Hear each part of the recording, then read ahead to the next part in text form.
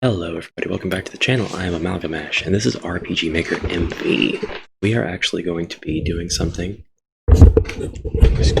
doing something that I've been meaning to do for a long while, and we're getting our focus back on a couple of MV3D related things. This one has to do with the plugin that I have distributed strictly for use with the MV3D plugin. It is a camera control plugin that allows you to play any of your games that you're making with the MV3D plugin using a DualShock controller. Specifically, it gives you access to the right stick. I don't need my headphones on for this. You can use the right stick for camera control.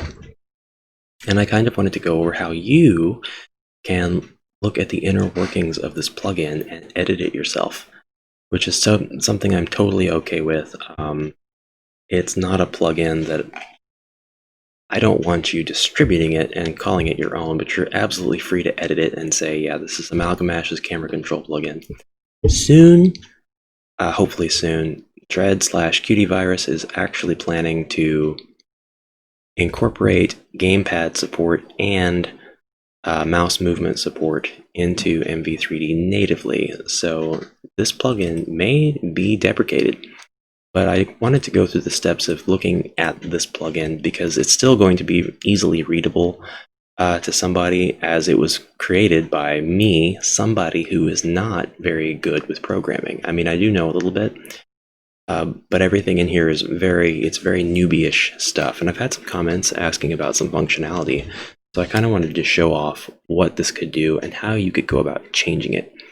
So prepare for a little bit of a boring lesson in JavaScript, as only I know how to describe it, which is incorrectly. No, not really, but pay attention. So we're in our Documents and Games folder, and I have named all of my games. I'm just going to show you. These are the games that I have. They're in the Games folder, but they're not games proper. And I just kind of wanted to show you how I like to name things. I've got a number on every folder so that these are forced to go in an order that I want them to go into instead of alphabetically. Dread's MV3D demo is at the top, followed by Chrono Engine. Chrono Engine comes with a whole crap load of templates for the actor heads-up display and battle heads-up display, so I've got them numbered 2A and 2B. Number 3 is Mog Hunters plugins. Number 4 is the MV MMORPG plugin. Number 5 is the Linear Motion Battle System plugin. Number 6 is the Platformer plugin, and that's got a name, but I can't think of what the name is right now. Like the TPS, something like that, True Platform System. And number 7 is my own project, CattleDog, which this is just, right now, it's a placeholder for my true ambitious project. But we're gonna go into that because that's where my MV3D plugin is and my controller plugin. I don't have the controller plugin that I made in Dread's MV3D demo. So we go in here and we're going to go to the JS folder. JS stands for JavaScript. All of your projects have the same folder hierarchy. That is to say that every single one of those other 6 folders would have had these folders in them. Not would have had, they do. They do have these folders in them. Audio, data, fonts, icons. Some of them even have more folders because there are plugins that tell the engine to look into other folders to get more assets, like 3D objects, for example. So we're going to go into the JS folder. So if you go into the JS folder, and I made these icons super large so you could see them easier on the display, but I forgot to make the other icons larger for you, so I'm sorry about that. You just go right into the plugins folder, and it's going to say that no items match your search. By the way, I left out something super important. What I'm trying to do is open the file in Notepad. This is where I do my editing for plugins. In love with Notepad. I know that there's Notepad++. I know there's other options out there. I do a lot of stuff in Notepad, and I'm just addicted to the simplicity of it. I like being limited by Notepad. Some of you out there are like, well, if you like that, you should try MS-DOS. But for real, we're going to open, and we're going into this PC, then Documents, then Games, which is where all of my projects for RPG Maker MV are, and then Project CattleDog.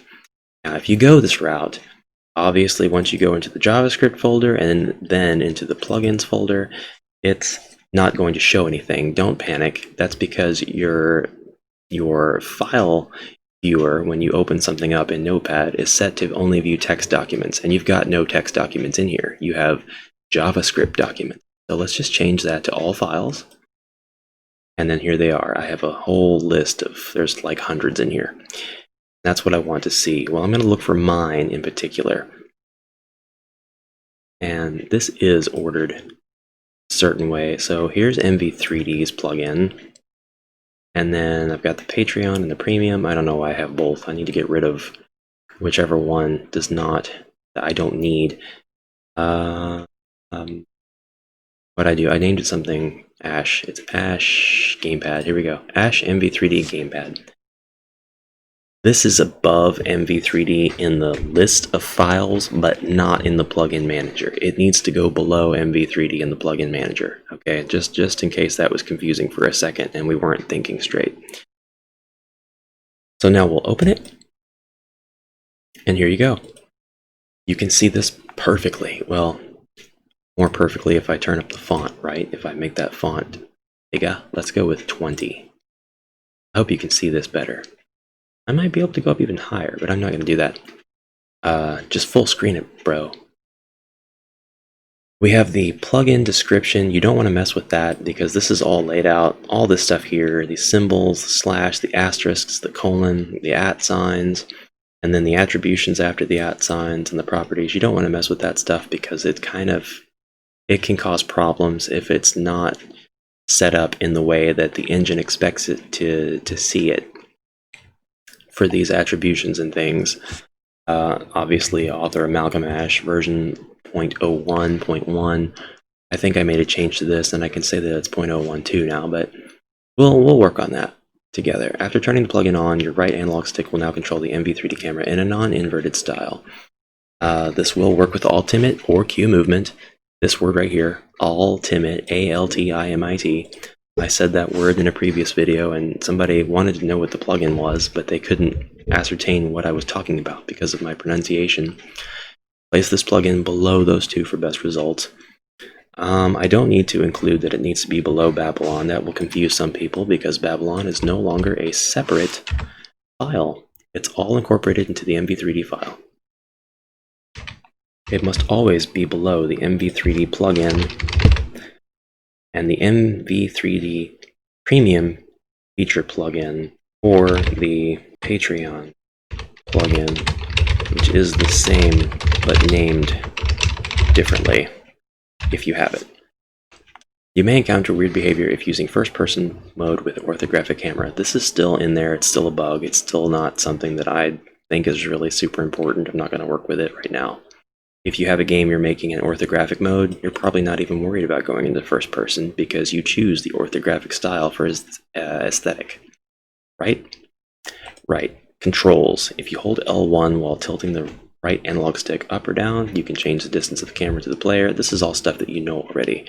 Right? And every single line is preceded with this asterisk, so you don't want to go messing with any of this stuff. But here's your basic instructions, and this is stuff that you're going to see when you load the plugin in the plugin manager. So now we have terms of use, free for commercial, non-commercial use with games made in RPG Maker MV only. For attributions, please credit amalgam hash, editing code, and redistributing as long as these terms of use and attribution are unchanged. I need to actually change that. Is allowed as long as these terms of use and attribution are unchanged. That's it. That's the license. Credits, Dread Yannick, Verisante, Water Guy, and the change log. So we're actually going to add something to that change log right now. But here is the meat and potatoes. This is a parameter. I've tried to explain a little bit of this in a previous video, but I have a little bit more attention right now than I did back then. And I have more questions asking about different parts of this. So I'm just showing you, and you don't mess with this if you're not comfortable. Totally mess with it if you are comfortable. I absolutely recommend making a backup of this plugin before messing with any of the stuff though. So, copy it, make a copy, and then mess with the original however much you want. And if it works, awesome, great job, you did a good thing. And if it doesn't work, restore your copy. But here are your options for distance control. These by rights should probably be things that you can select, but I'm not savvy enough to know how to give you an entire option of whatever key on the keyboard you want without making this like @ option and then giving you every single key on the keyboard. On the controller, though, it's important to note that this is designed with a DualShock in mind, and I have a DualShock controller, and that is how I did the testing and everything for this. Not any other kind of controller, so I'm just going to be referring to the DualShock. Option L1, otherwise known as left bumper, the value for that, it's page up. This right here is not mapping the page up key to the L1 button on the controller. That is something that is already done, if I'm not mistaken. But here you can actually select where you want these, which button you want to control distance control. And I'm showing you that LT corresponds, wait a minute.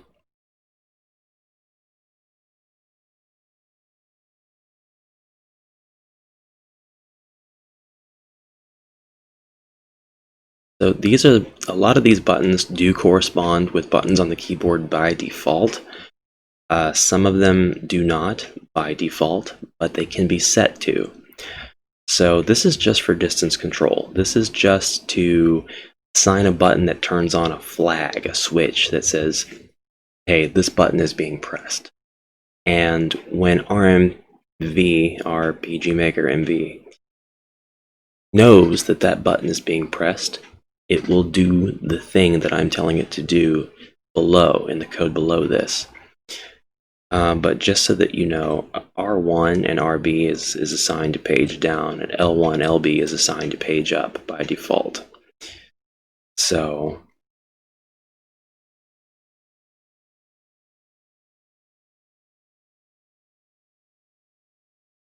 if you want there to be different options here, you can get right in here, and I need you to pay close attention. If you're not, we're going to make the next line by just, you can actually copy, that might be even better, but you can space, asterisk, space, @ option spelled out, and what you're putting here is the text that you want to see in the plugin manager. So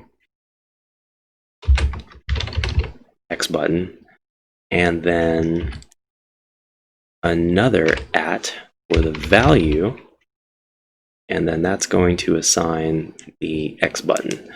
I don't know what the X button actually is. Do I? No.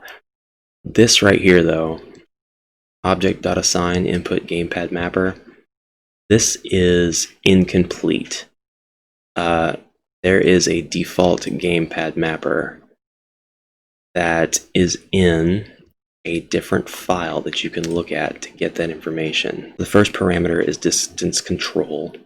Our description, which this will show up in the plugin manager without all this gobbledygook around it. This is the button that you hold to enable right analog stick camera distance to the player. And you hold this button, and then you move the right analog stick, the distance will change. I actually need to figure out how to turn this off, or allow the user, the developer, to turn this off per map or per event, so that they can just switch this off whenever they want, and that's a change that I'm going to plan on making. But each one of these options are under a type of selection, which means once you are in the plugin manager, which I just go ahead and show you. I don't know why I'm not showing you this. Here's the plugin manager. And this is so tiny. The text is extremely tiny, but I cannot zoom in, so I apologize for that. And we go all the way down to my gamepad. This is what you see. Here's the help file, which has all of the description stuff, the compatibility controls, terms of use, credits, We have already edited some of this stuff. We haven't saved it yet though. And this is where you see the parameters. Here's distance control, and the value is page up. And if I double click on that, then we get this nice pop-up box, and distance control now has all of these different options in the drop-down menu. And there's the description of that as well. Button to hold to enable right analog stick camera distance to player. I'm not going to dumb this down. This is information that I want you to extrapolate from the explanation that I do give. I think it should be pretty clear. If it's not, please rewind and rewatch the video. Type select. The type attribute here means that it's going to be a drop-down box with all of the selections. And the selections are controlled by the @ options right below.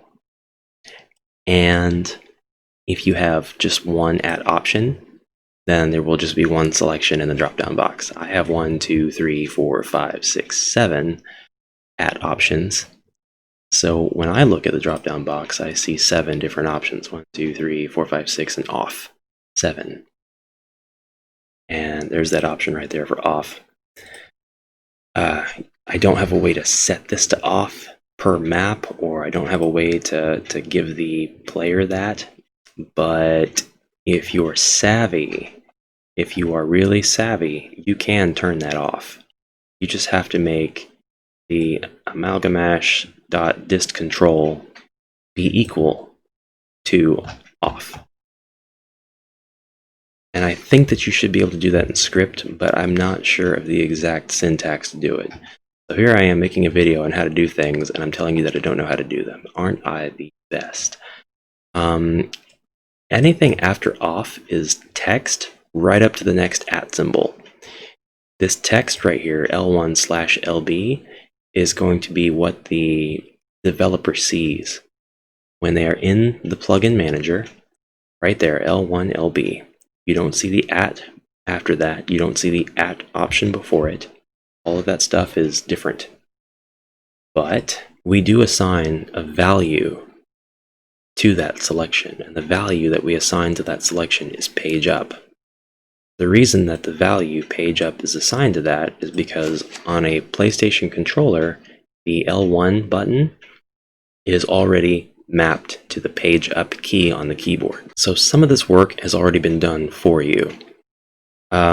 There's not very many buttons that are mapped to existing keys like that, but obviously the D-pad, where you press up, down, left, right, that is already mapped by default, even if you don't use this plugin, to the up, down, left, and right keys on your keyboard, or the WASD keys. So you've got some pre-mapping already, and I'll show you where that pre-mapping is, and I will advise you not to mess with it, but I'll show you where that stuff is here in a second. Option LTL2 is another example of text, and then the value that we assign to that selection is LT. R1RB, another option, and the value that we assign to that is page down. When I get to option L3, I have noticed that it is pretty standard to explain to the player or the developer what L3 is, and so that's why I have the explanation, push in left stick. It's when you're actually clicking into the analog stick on your PlayStation controller. And R3 has the right thing. So if your PlayStation controller is not a DualShock, you don't have analog sticks, and you can't make use of those buttons. So this is only going to be exclusive to players who have those analog sticks, and they need to be able to push them in to get the functions associated with them.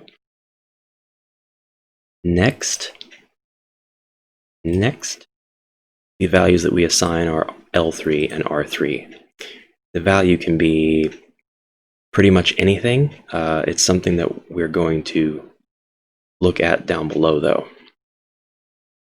So for this next parameter, it's just like distance control. It has its own name, which is first and third person toggle. The description is the button to toggle first and third person view modes. It is also a selection type. We have 1, 2, 3, 4, 5, 6, 7 options for that as well, and we have a default. and I skip the default on the last one, the at default will set this option for the developer if they don't want to take the time to go through and pick one out of the options. So we have set that by default to the L1 button. That's the distance control button by default. This has a default value of R3, because in the end that's what default is, it's a value. And the 7 options are the exact same 7. And we go to the next one, which is camera speed.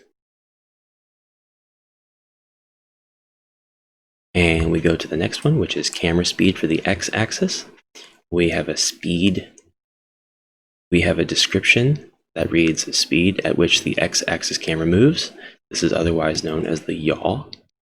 And we can enter a negative number for inverted controls. Pretty handy, huh?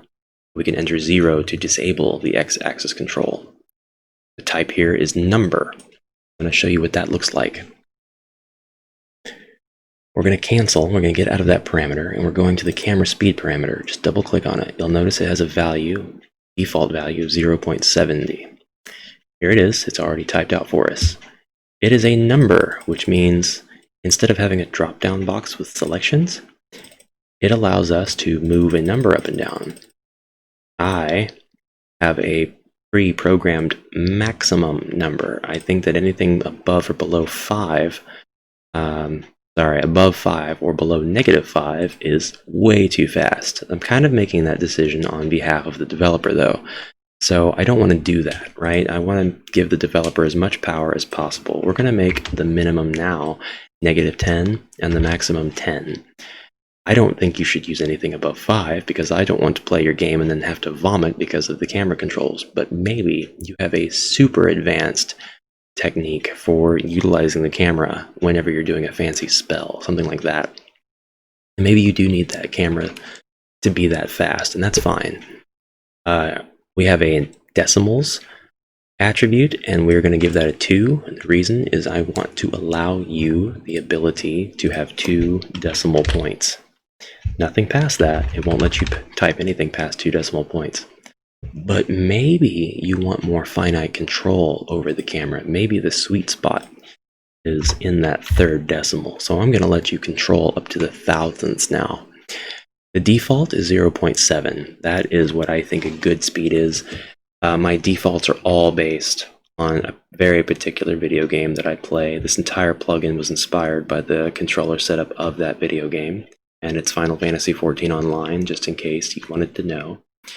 So if you play Final Fantasy XIV Online with a PlayStation controller, or on a PlayStation rather, and then you use this plugin, you should fit right in. You should know exactly how to control your character and everything.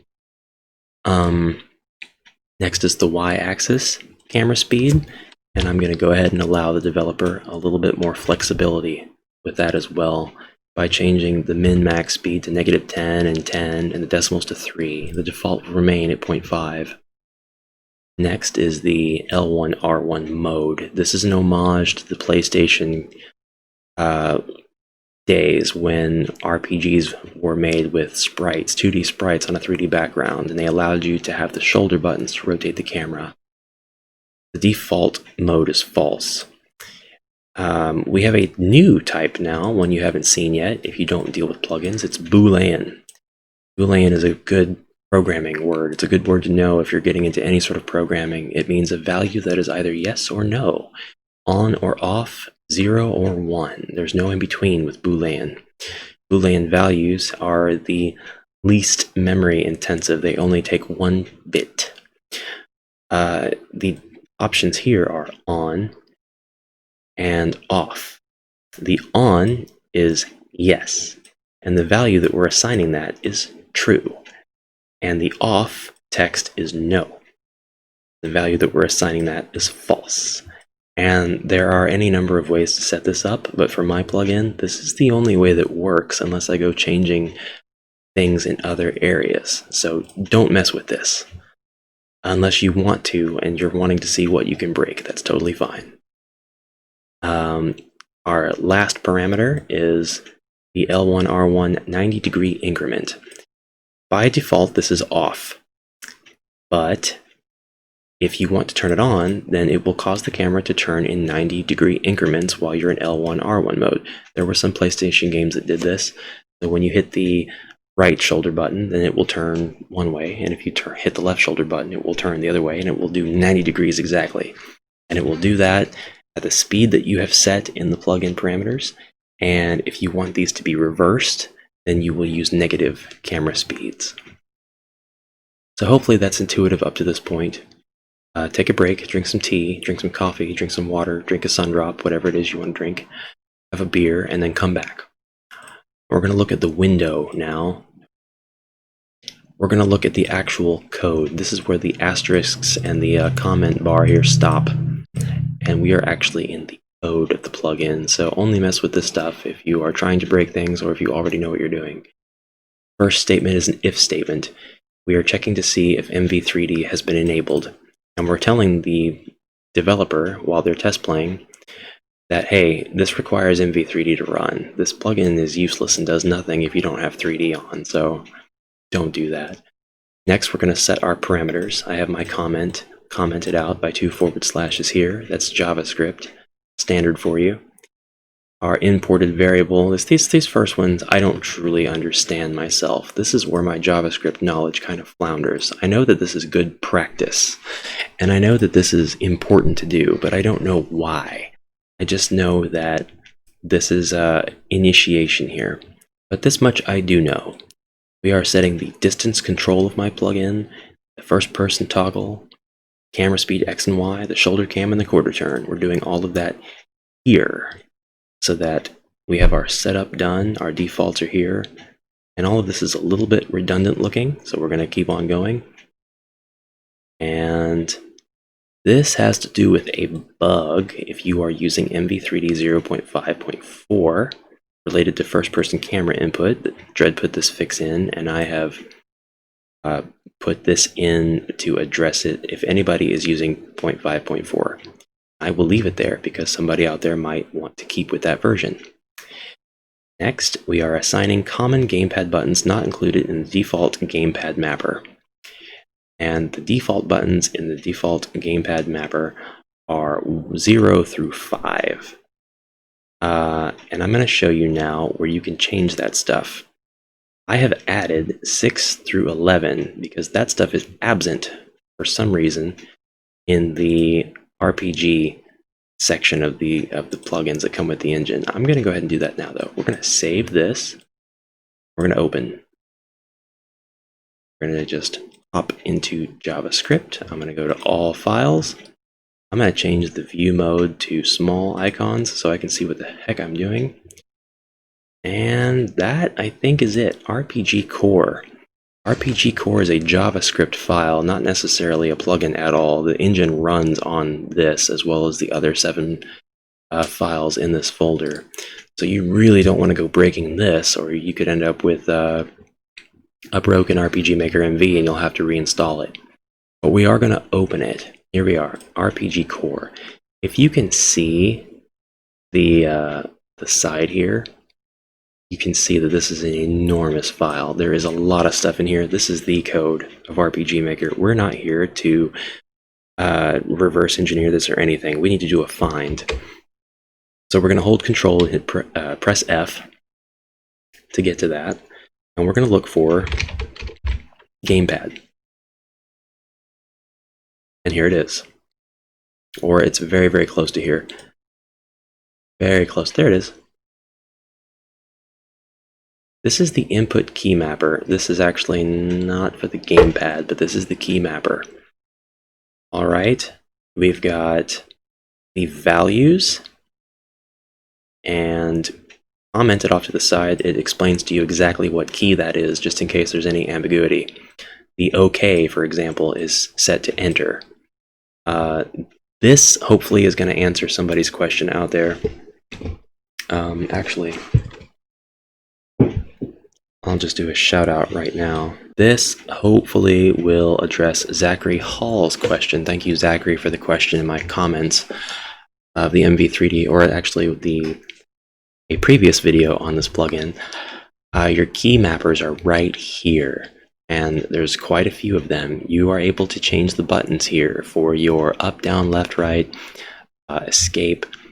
We have multiple selections for up, down, left, and right, so there's a lot of not ambiguity, a lot of redundancy here, so that your player can use the arrow keys as well as the WASD.